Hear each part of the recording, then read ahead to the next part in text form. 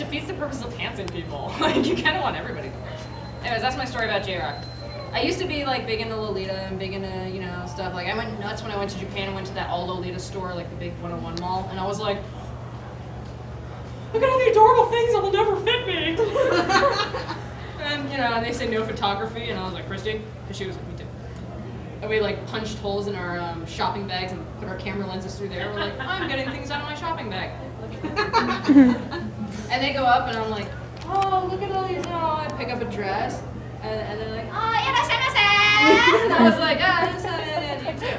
And I was holding it up, and they say in Japanese, like, oh, that looks so cute on you. And I was like, this will never fit me. And they're like, no, try it on. And I figure after that came, because we need a good laugh. And I was trying to make this girl understand who didn't understand my broken Japanese that this would never fit me. And so I finally resorted to, look, American Lolita Godzilla! In the mall! Where's your hands? So everybody's pretending not to see me. Look at the person, she's different. But she started cracking up, and of course the phone comes out. Go to Japan, you're a white person, just phones. But you're not a celebrity. People are like, oh my god, I'm going to go to Japan, and I'm a blonde girl, so everybody will love me there. No, they'll just stare at you like you have the world's biggest, most obvious scab. They're just. I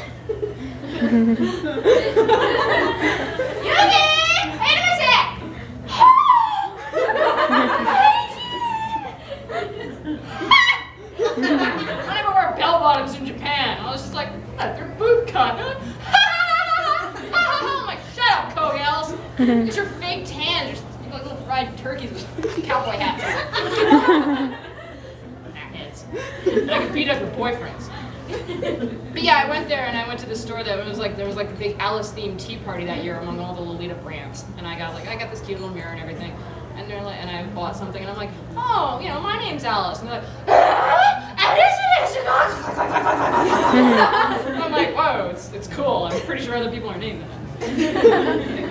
That's the closest I got to goth. But you'll notice in Bizenghast I do draw a lot of gothic, you know, Lolita stuff on Dinah, but not as much anymore, because I like to think she doesn't just wear that, and it kind of ticks people off. They're like, where are all the pretty outfits? I'm like, oh, I'm showing with your mama on the street, working it for $1. Buy my book. Thanks for reading. Go down. What time is it? I keep looking at you. I noticed that. It's at 3:17. You got that little parasol like you. Yeah, it's really. Bad luck. I know. No, that's umbrellas, not parasols. Yeah. Parasols you can open inside. I mean, does anybody have any like specific questions about Bizenghast or you're just dying to get off your chest? Why did Dinah not notice the Not E Daniel magazine? She's not very aware. She really had to pay, okay? She was like, don't pay. It was like, whatever. I actually have a little framed, like, I made a mock-up copy of Not a Daniel magazine, the cover, with like, you know, like nice little like headlines like, how to tell if you're not a Daniel, or like, you know, not hats to not wear for the not new season. And I have it framed on my wall like an actual magazine. I'm a huge dork. I do a lot of stuff because I'm a huge dork. Like the new series I'm working on, I'm like, Lillian, I want to show you my wall. Lillian is my editor. And she's like, and she's here she's in LA and I'm in Philadelphia, so I send her all these crazy pictures. And she's just like, wait, what wall are we talking about? I'm like, you know. Oh. She's like, what wall? I'm like, dining room wall. And she's like, wait, that Area 51 wall that's like all covered in crazy things with like strings going everywhere, auto abstract maps and charts that make no sense. I'm like, yeah, that wall. She's like, no, I don't want to hear about it. But it's helping me plan the next series. I figure if you write about a conspiracy, you have to live a conspiracy. So I've been like, you know, walking around Philadelphia in disguise, ducking into like restrooms and changing, photographing suspicious buildings. She's like, yeah, how's book 7 coming along? I'm like, haven't even started. But I am very method. I'm not the best artist, but I'm the most method. And she's like, yeah, that's great. When you come back on 310 from Crazy Town, could you please turn the pages in? I'm like, you gonna pay me? She's like, well, maybe. I can see we're gonna get along really well. It's okay, I don't have to turn anything in as long as I don't expect to be paid. It's the best job ever. Yeah, so I am working on a new series, but I am hoping that someday I will be able to go back and do, a second season of Bizenghast.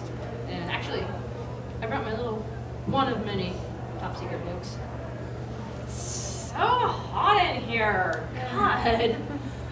I'm from Philadelphia. Can it please be 40 degrees now? I'm melting. Like the snowman trapped in the greenhouse. Yeah, this is our, It's freezing right now. How do you people live? How do you not just take off your skin? We would if we could. I always thought maybe people from Arizona take off their skin at night. They're like, I just gotta let my organs air out here. It's so hot. It's too bad other people from other states can't do this. Everybody in Philadelphia is apparently laminated. Can't sweat. So this is a book that I started putting little ideas into. There's actually another one that I couldn't find because it's so top secret I couldn't even find it back in. I think I hid it in a clock in my parents' house. I like to hide things. Like the whole world is a conspiracy and I'm in the middle of it, which drives my mother nuts. And she's like, I was cleaning out the grandmother clock in in the living room, and no, it's in the sitting room. And I found a rock. I'm like, oh, don't touch that. That's my pickle rock. She's like, okay, what's a pickle rock? I'm like, well, was it shaped like a pickle? And she's like, yeah. I'm like, was it kind of green like a pickle? She's like, yes. I'm like, she's like, what's it doing in the clock? I'm like, same thing it's been doing since 5th grade, sitting there. She's like, that rock has been inside my grandmother clock that my grandmother left me since 5th grade. And I'm like, yeah. Don't touch it. It belongs there. What are you keeping it there for? It belongs there. It's its home. That's where it lives. Pickle rocking clock. Don't touch it. Then I come home and the friggin' pickle rock is in the fruit bowl. I drove 5 hours to your house to see this. Put it back in the clock. I'm like one of those squirrels that hides nuts and then forget where you hit him. I'm gonna starve this winter. I'm so stupid. Like, where did I put my book? Oh, I think it's with Dad's extra glasses in Connecticut. My dad does the same thing. He's like, I've had to buy 17 new pairs of reading glasses this month. And mine just fell down the side of the seat that I sit in, when I watch TV. So we took the chair apart. There were 17 pairs of glasses. How do you fit 17 pairs of reading glasses in a chair? Yeah, it's a leather chair, but still. It's like, Dad, maybe you should just check the chair more often. It was in the lining, too. We had to take the whole thing apart. We're a family of hiding things. Oh, also my mother recovered the seat cushions in the dining room before she had this big formal dinner. They're like this, but they're these antique chairs, and she took all the fabric off, and there's like a wood platform and then foam underneath. And when she wasn't looking, me and my dad snuck in and wrote secret messages on the inside. So the next time she covers the chairs, takes the old covers off, she'll find it. It's like a chair time capsule. She finally covers them all. And she sits down. I'm like, don't sit on that. That's the time chair. She's like, time chair, pickle clock. I'm sick of living here. Get you kids. Ralph, you were a colonel in the army. Don't encourage this. He's like, you'll never guess what we said, Marianne. I love your mother. No, we didn't. It was a little drawing of a Daniel, and then it was like my dad wrote Skippy was here. I don't know. I don't know either. Don't even ask. What was I talking about before the pickle rock? Oh yeah, this book is not the one that I carry around everywhere, but I've had this book since I first started doing Bizenghast, and this is like all these little ideas that I do for it. And yes, I do write backwards. If you hold this up to a mirror, it will read frontways. Because I'm left-handed. Well, I'm ambidextrous, but I prefer to be left-handed. And these are all things that have gone into the series. That's from the second season of Bizenghast that I haven't actually done yet, but would like to do. And really quickly, this is the cipher for reading the Voynich script in the back. Ain't nobody reading that. And a little picture of Dinah with crazy things coming out of her head, like usual. There's the prototype skeletons for Ecclesia and Synagoga, the little creatures that are on the towers, the big tall ones, badly drawn ones, and more stuff.